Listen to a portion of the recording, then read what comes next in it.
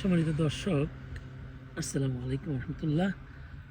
আমি আসছি আজকে ইটালির আমাদের বাসা থেকে খুব কাছেই একটা জায়গা দেখতে আসলাম। তো দেখেন, এখানে আমরা যেটা জানি যে ইউরোপের ইটালি শহরটা, ইটালি বা ইউরোপ, ফ্রান্স, এইসব জায়গাগুলা শুধু শিল্প উন্নত দেশ। আসলে শুধু শিল্প উন্নয়ন দেশ না, এগুলো হলো কৃষি উন্নয়ন দেশও। এই দেশে তিনটা ফসল খুবই হয়, যেমন ধান, গম এবং ভুট্টা। দেখুন কি আকারে ভুট্টা এবং ধান ধরছে, কত লক্ষ হেক্টর জায়গা এখানে। দেখুন, এটা একটা অংশ, জাস্ট আপনাদেরকে আমি দেখালাম। এত সুন্দর ধান এখানে হয় যেটা বলার মতো না। ধানের জন্য কিছুই দেখা যাচ্ছে না, দেখুন।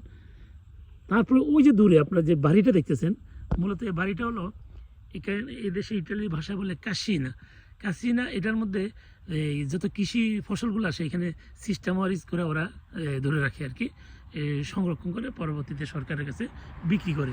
এই জন্যই দর্শকদেরকে দেখালাম। ধন্যবাদ সবাই।